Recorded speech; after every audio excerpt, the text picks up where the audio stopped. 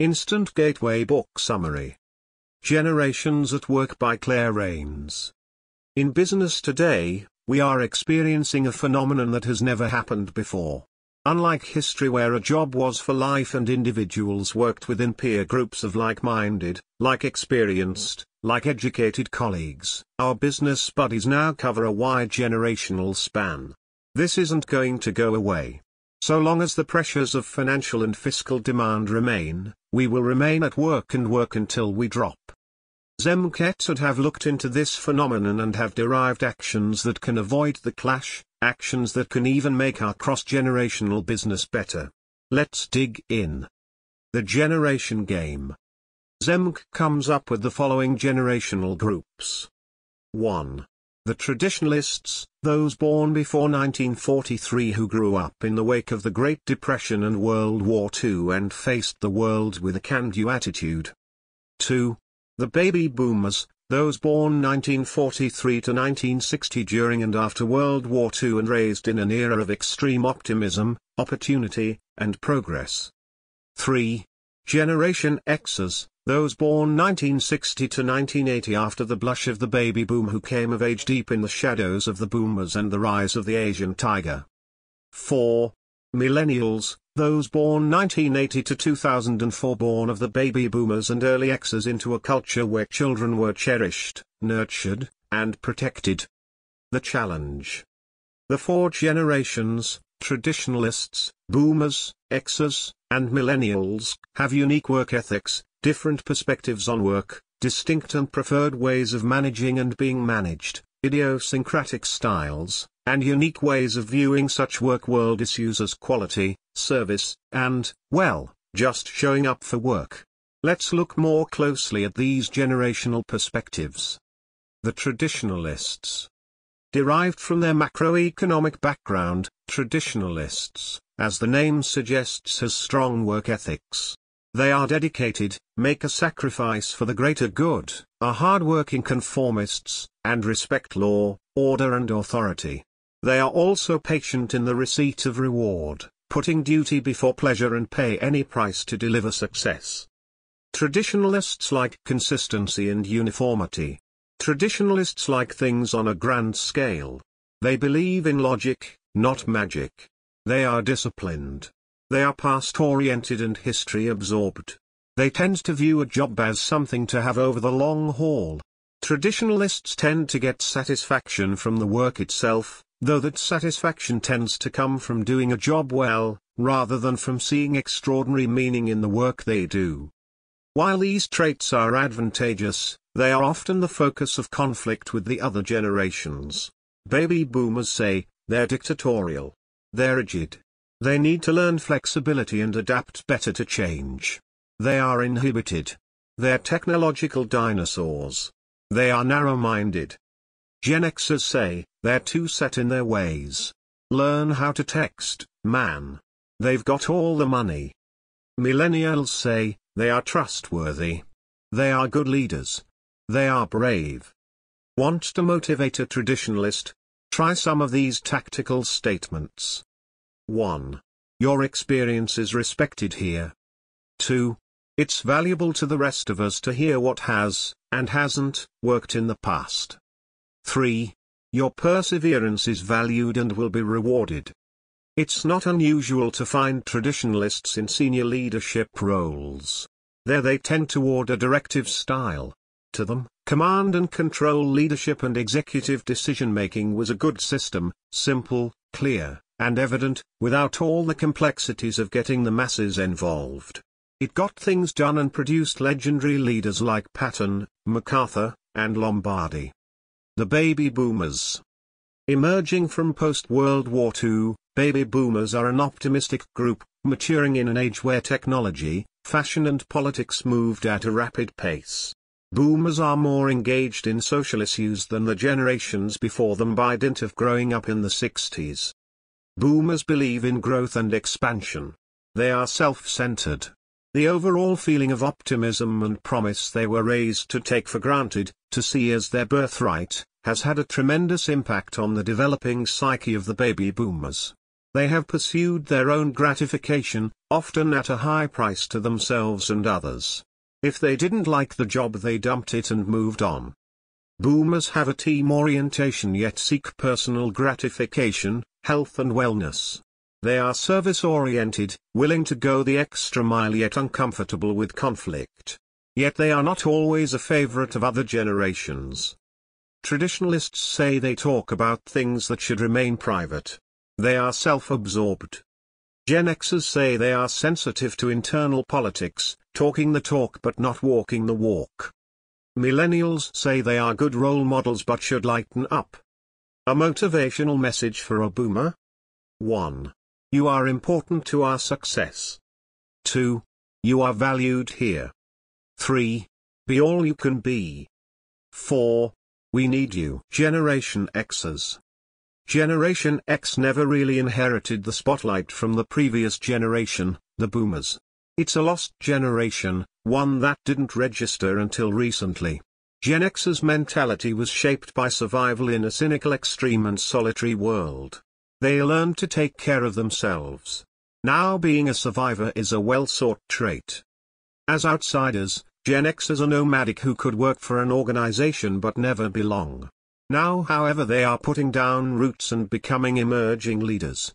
Gen Xers have diversity, think globally, have balance and are technically literate. They have fun, are informal yet have a pragmatic undercurrent. Gen Xers are self-reliant, growing up in an economic DMZ looking after number one. They want a balance between work and pleasure, between time and space. They have a casual approach to authority, not bothered, leading at times to cynicism. As can be anticipated from their maverick stance, Gen Xers are not always liked. To traditionalists, they don't follow the rules. To boomers they are slackers. To millennials they are isolated goths. Want to motivate a Gen Xer? Say, I don't care how you get it done and I'm not going to micromanage you. The millennials. They're the first generation to grow up immersed in digital media. 2/3 of them used computers before the age of 5. They are connected 24/7 to friends, parents, information, and entertainment. Accustomed to being the center of attention, they have high expectations and clear goals. They are willing to work hard and expect to have the support they need to achieve. Millennial core values include optimism, confidence and a sense of civic duty. They were raised knowing they were wanted, sought after, needed, indispensable. They admire integrity, they think education is cool, and they see their parents as role models. They believe in the future and see themselves as leaders and advocates of change. Millennials are collaborative. They were taught to solve problems as a group. They view themselves as more collectively powerful than older generations. They are able to work together to define a clear collective mission and ambitious goals, and then send a text, IM, or Facebook message to rally their peers. They are diverse. Those who grew up in the past 2 decades have had more daily interaction with other ethnicities and cultures than ever before. And as such, they are confident. Further, they have been told they're special, that they carry the potential for greatness, since they were little tykes. Again, intergenerational conflict exists. Traditionalists say they need to toughen up. They don't respect tradition. Baby boomers say they're tethered to their cell phones. They're inexperienced. Gen Xers say they're unrealistic. Here we go again. Another generation of spoiled brats. Want to motivate a millennial? Try some of these tactical statements. 1. You can make a difference here. 2. You will have a clear career path so you can keep moving ahead. Where mixed generations work well together. More than a few organizations are tapping into the positive potential of generationally diverse workforces. They are harnessing the power in the convergence of diverse viewpoints, passions, and talents. There are 2 keys to creating a successful intergenerational workforce: aggressive communication and difference deployment. In aggressive communication, potential generational conflicts are anticipated and surfaced. The energy of behind-the-back complaining, passive-aggressive behavior, and open hostility is rechanneled to projects that can profit from different points of view, particularly the fresh perspectives of the young and the wisdom of experience. They take the time to talk openly about what the different cohorts and the individuals within them are looking for on the job, what makes work rewarding, which environments are most productive, what types of workload, schedules, and policies contribute to an attractive workplace. Different deployment is, simply, the tactical use of employees with different backgrounds, experiences, skills, and viewpoints to strengthen project teams. Generationally savvy organizations value the differences between people and look at differences as strengths. Generationally balanced workgroups, balanced not in quotas, but in a psychic sense, respect and learn from yesterday's experiences, understand today's pressures, dilemmas, and needs, and believe that tomorrow will be different still. They are comfortable with the relative rather than the absolute nature of a situation, knowledge, skill, value, and, most of all, solutions to problems. From Little Acorns. To pull this all together, Zemke et al. Have come up with an acronymic action plan they call the Acorn Imperatives, 5 operating ideas that nurture and grow oak-strong organizations. Accommodate employee differences. Generationally friendly of companies treat their employees as they do their customers. They learn all they can about them, work to meet their specific needs, and serve them according to their unique preferences. Create choices. Generationally friendly companies allow the workplace to shape itself around the work being done, the customers being served, and the people who work there. They recognize that people from a mix of generations have different needs and preferences, and they design their human resources strategies to meet varied employee needs. Operate from a sophisticated management style. Generationally friendly managers don't have much time for BS, although they are tactful. They give those who report to them the big picture, with specific goals and measures, and then they turn their people loose, giving them feedback, rewards, and recognition as appropriate. Their leadership style is situationally varied. They depend on personal influence rather than positional power. Respect competence and initiative. They treat everyone, from the newest recruit to the most seasoned employee, as if they have great things to offer and are motivated to do their best. These companies hire carefully and do much to assure a good match between people and work. But they seem never to forget that they hired the best possible people for a reason, so that they will endeavor to do the best possible job. Nourish initiative. Generationally friendly companies are concerned and focused on making their workplaces magnets for excellence. They know that keeping their people is every bit as important in today's economy as finding and retaining customers. Therefore, they offer lots of training.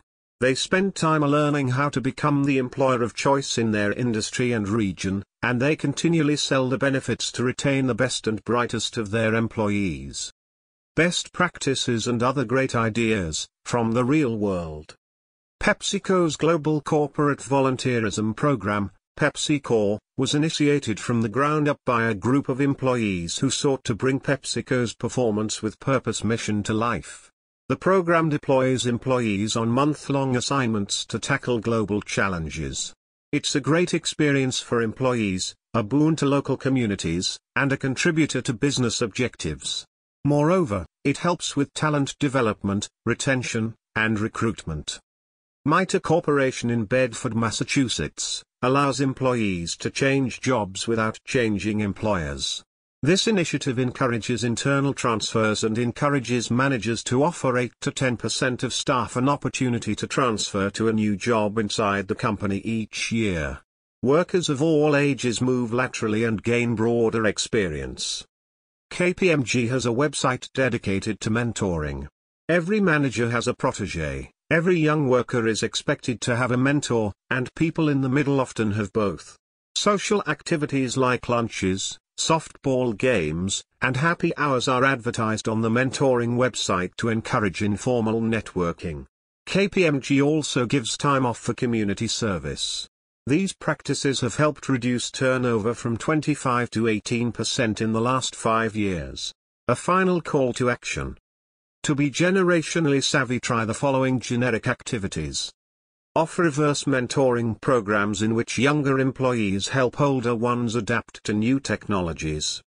Study the generational composition of your workforce and use that information to guide HR strategies. Match the generational composition of your workforce to the generational composition of your customer base. Reward managers for retaining the people who report to them. Managers are rewarded by the organization for many things, but usually not for employee retention. Thanks for listening.